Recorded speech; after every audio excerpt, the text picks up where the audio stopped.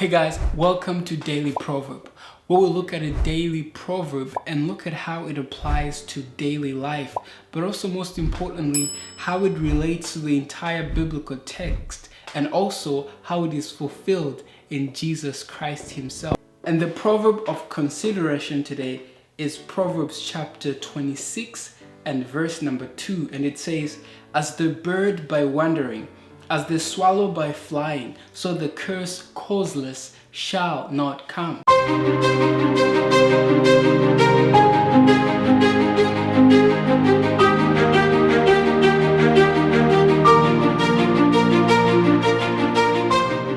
So the proverb says, as the bird by wandering and as the swallow by flying, so the curse causeless shall not come. See, what that means is, principally, the primary meaning of this proverb is that, you see, a bird, how it flies and goes looking for stuff, whatever it looks for, food, etc. But by the end of the day, the bird goes back to its nest. We see a perfect example of that during the flood of Noah, when all the water had almost dissipated. A bird was sent out and it went around and it picked something and returned back. That's the first instance of the story. So what the proverbialist is saying, what Solomon is saying here is that, you see, the same way that the bird returns to its nest after it does all that it does, the very same way that a curse pronounced against you, which is not deserving, will return back to the one who cursed it. So if someone tells you that you are cursed by God and that curse is not approved by God, or you do not deserve that curse, it will return back to the person. A clear example is the story of the prophet Balaam.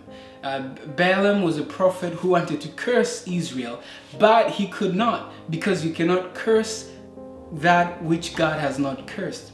So that's a powerful concept, and we can go on and start saying that we are the head and not the tail. No curse formed against us shall prosper.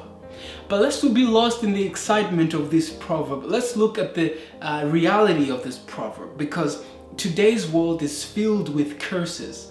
If I'm lying, you can correct me in the comments, but I believe that we are living in a period of curses. Curse number one.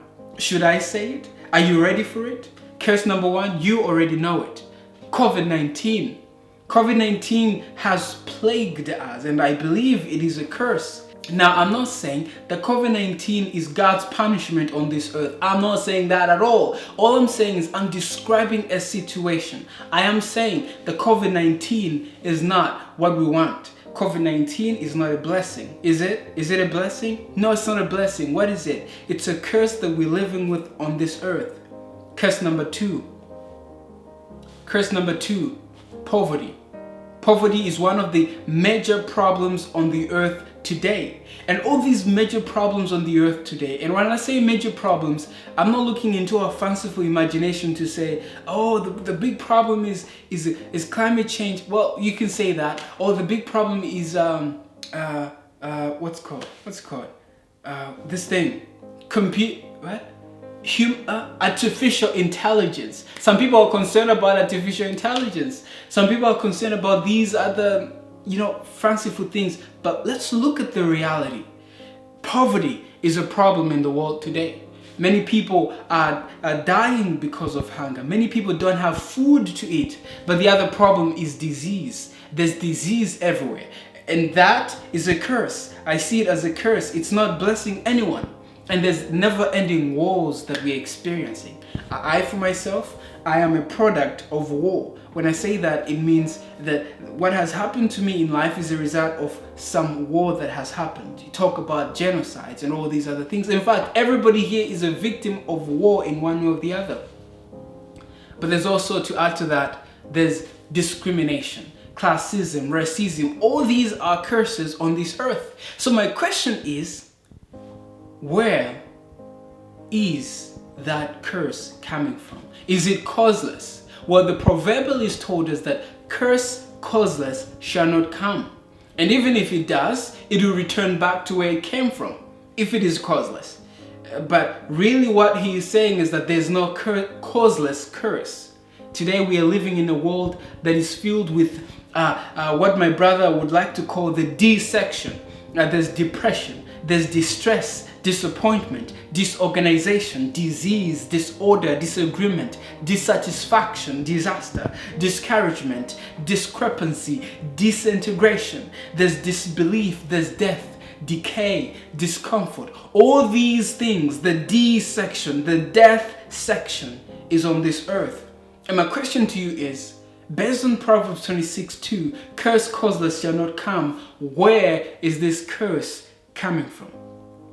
Where is this curse coming from? Today I want to practice reasoning from cause to effect, looking at what caused this so that we can know what to do with the result. Well, I want to tell you that the reason why we are in this mess is because of sin. The reason why the world is so disoriented, disorganized, the reason why there's wars and rumors of wars is because of sin. And that's another thing I always thought. Jesus said there shall be wars and rumors of wars. There shall be this and that. But why? He never said why, right? Well, the why is here. The reason why there will be all these things is because of sin. See, sin must reach its maturity so that it can be finally destroyed. If you read 1 John 3:5, it kind of just gives context. It says, he that commits sin is of the devil. For the devil sins from the beginning. For this purpose, for this cause, the Son of God was manifested, that he might destroy the works of the devil. See, God knows that there is somewhat a curse on this earth. God knows there's COVID-19. God knows there's wars and rumors of wars. God knows there's corruption with leaders of our day. God knows all these things, and that's why he sent Jesus Christ. If we sin, we side with the devil in this great controversy, but Jesus Christ has been revealed to cure us from sin. Not just sin, but even its effects. First of all, when Jesus Christ saves you, he saves you from the effects of sin. Which means God so loved the world that he gave his only begotten Son, that whosoever believes in him should not perish but have everlasting life. That means that Jesus Christ has saved us from the effect of sin, which is death. For sin, for the wages of sin is death.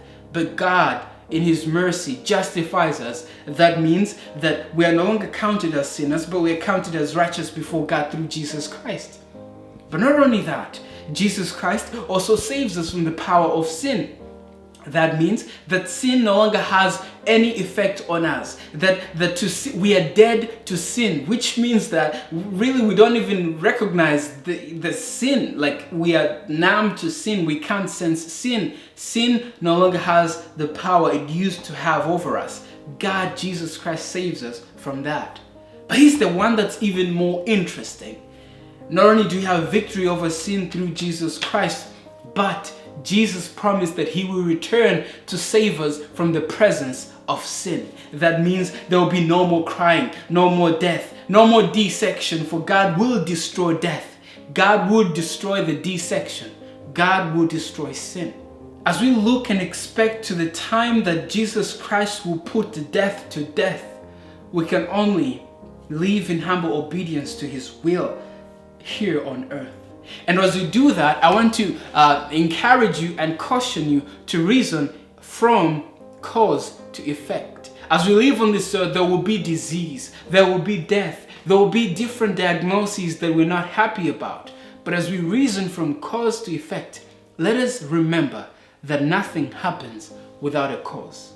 And so that disease that you have, in as much as it is a result of sin, which is the breaking of God's commandment, you now have to think deeply and ask yourself, what have I done to cause this?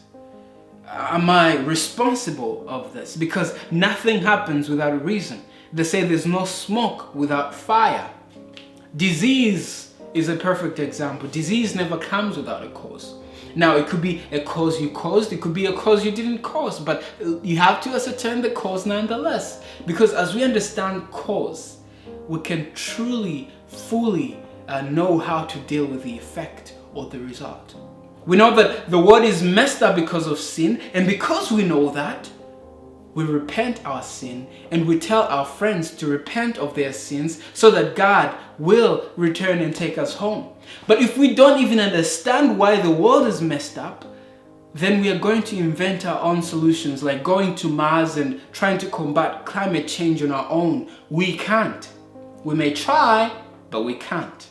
Because only God can save us. And so with that, I hope that as you live your life, you're going to reason from cause to effect. If a problem happens to you, be able to see why it happened and be able to make some adjustments to it. But even more great is to ascertain the cause of the world's problems, which is sin, and to repent from sin and run away from it, whatever format that sin is in. Thank you guys. I hope you liked this video. If you did, let me know by giving me those thumbs up. You know, when you like the video, it just goes viral, I guess. But other than that, thank you so much. See you tomorrow as we dive into Proverbs 27. Wow, yes, we're going by God's grace as we look at Proverbs 27. Be sure to join me tomorrow. Bye for now.